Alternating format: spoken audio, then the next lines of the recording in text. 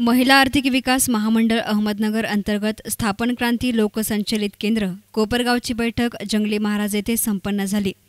या कार्यक्रमाच्या अध्यक्षस्थानी जिल्हा समन्वय अधिकारी संजय गायकवाड हे होते, तर प्रमुख पाहुणे म्हणून पंचायत समितीचे गटविस्तार अधिकारी कपिल कलोडे, ॲडव्होकेट अशोक वहाडणे, न्यू इंडियाचे शेख साहेब, हक्कदर्शक व्यवस्थापक संदेश ठुबे, आत्मविभागाचे आहेर आदींसह शासकीय अधिकारी हजर होते। कार्यक्रमाची सुरुवात क्रांती सावित्रीबाई फुले यांच्या प्रतिमेचे पूजन आणि दीपप्रज्वलनाने करण्यात आली। कार्यक्रमाचे प्रास्ताविक क्रांती लोकसंचलित साधन केंद्राचे व्यवस्थापक सविता परदेशी यांनी केलं। या प्रसंगी त्या बोलताना म्हणाल्या की या केंद्रामार्फत 29 गावात 300 बचत गट, 3756 महिलांचे संघटन आणि या बचत गटांचे 4 घटकांमध्ये काम चालू आहे। यामार्फत गावासह महिलांचा विकास साधण्याचे कार्य करते। CRC मार्फत 182 बचत गटांना 2,89,00,000 रुपयांचं कर्ज वाटप चालू वर्षी झालं आहे। तसेच या केंद्रामार्फत महिलांना विविध उद्योगांचे प्रशिक्षण देऊन बचत गट कार्यशील केले जाते। 29 गावांमध्ये या संस्थेचं काम चालू आहे। 29 गावांमध्ये 300 बचत गट असून 3756 महिलांचं संघटन आज रोजी झालेलं आहे। या संघटनाच्या अंतर्गत बचत गटांमध्ये 4 घटकांना घेऊन आपण काम करत आहोत। यामध्ये ग्रासरूट लेवलला गटांचं स्थापन करणं आणि गाव विकास समितीच्या माध्यमातून गाव स्तरावरील महिलांच्या अडचणी व गावाचा विकास साधणं आणि महिलांचा विकास साधणं हे काम CMRC करते। मायक्रो फायनान्समध्ये CMRCने आत्तापर्यंत 182 गटांना कर्ज मिळवून दिलेलं आहे चालू वर्षामध्ये। त्यामध्ये ते 2,89,00,000 रुपये कर्ज वाटप चालू आर्थिक वर्षात झालेलं आहे। महिलांनी लोन घेऊन स्वतःचे वैयक्तिक आणि एकत्रित सामूहिक उद्योग व्यवसाय चालू केलेले आहेत। त्यामध्ये MLP आहे, जॉईंट लायबिलिटी ग्रुप आहेत की कांदा गोणी असेल किंवा कुंभारकाम असेल, मिरची मसाल्याचे व्यवसाय आहेत, वर्कर युनिट आहेत, रेडीमेड गारमेंट असं किराणा दुकान, रेशनिंग हे महिलांचे उद्योग व्यवसाय चालू आहे। CMRCच्या माध्यमातून 3ऱ्या घटकामध्ये काम करत असताना उद्योग व्यवसाय चालू करण्यासाठी महिलांचं बंदिस्त शेळी पालन आहे, त्यानंतर त्यांना गाय पालन आहे, डेअरीचे व्यवसाय आहेत, हे व्यवसाय महिलांचे चालू आहेत।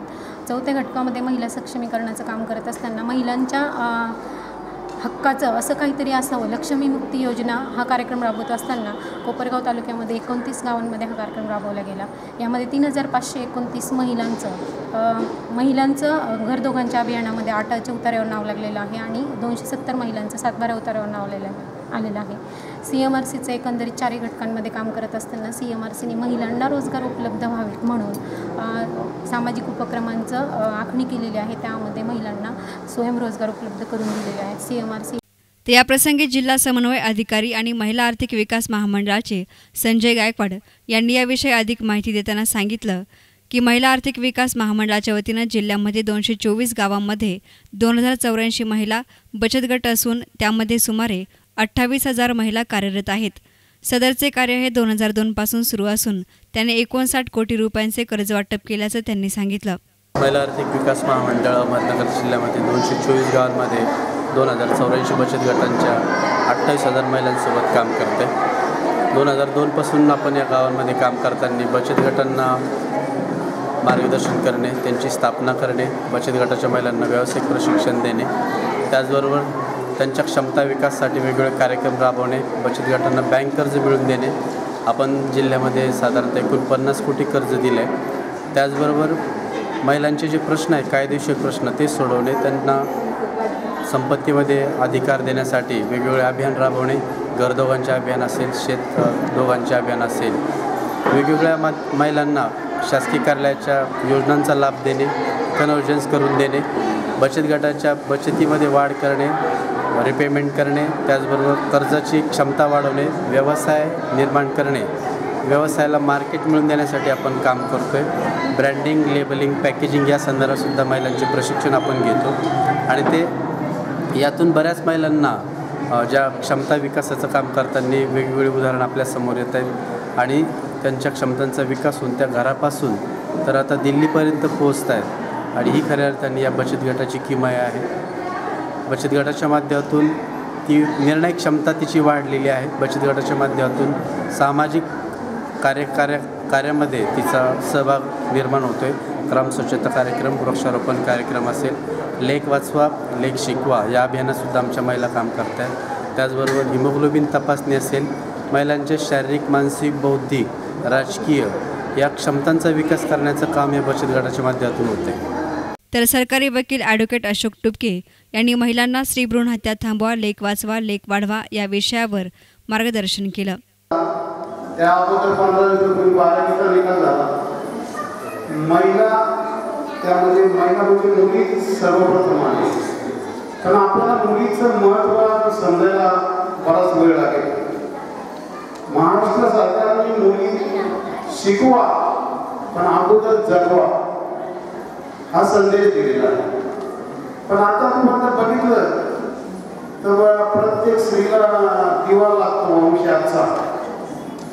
हे डोक्यात फॅट जोपर्यंत जात नाही तोपर्यंत या महिला स्त्री भ्रूण हत्या करणार आहे. परंतु या संघटनेमार्फत महाराष्ट्र शासनाने निवडून दिलेल्या कार्यक्रमानुसार प्रथम आपण सर्व मुलींना जन्म द्या, मग त्यांना शिकवू. त्यांचा हक्क आपण त्यांचा जन्माचा हक्क आपण हिरावून घेऊ शकत नाही. आमच्या कोपरगाव तालुका विधी सेवा समितीच्या कार्यक्रमामध्ये आम्हाला हा कार्यक्रम दिला होता का मुली जगवा. कितीतरी डॉक्टर आम्ही जेलमध्ये टाकले की जे अनाधिकाराने तुम्हाला आम्ही जर सांगितलं तर आम्हाला शहारे येतील असे प्रसंग डॉक्टरांनी केले होते. या कार्यक्रमाप्रसंगी विविध शासकीय अधिकाऱ्यांसमवेत CMRCचे अध्यक्ष उषा निकम, लेखापाल सोनाली शिंदे, सविता रसाळ, अलका बढे, रोहिणी दंडवते, अलका पंडोरे आदींसह बचत गटाच्या महिला मोठ्या संख्येनं हजर होत्या. या कार्यक्रमात तालुक्यामध्ये चांगल्या प्रकारे उत्पादन निर्मिती करून बाजारपेठेमध्ये नावलौकिक मिळवलेल्या बचत गटांचा सन्मानचिन्ह आणि प्रमाणपत्र देऊन सत्कार करण्यात आला. कार्यक्रमाचे सूत्रसंचालन आणि आभार सोनाली शिंदे यांनी केले. न्यूज रिपोर्टर युसुफ रंगरेसह camera person Asif Rangrez, S nine media, Kopargaon.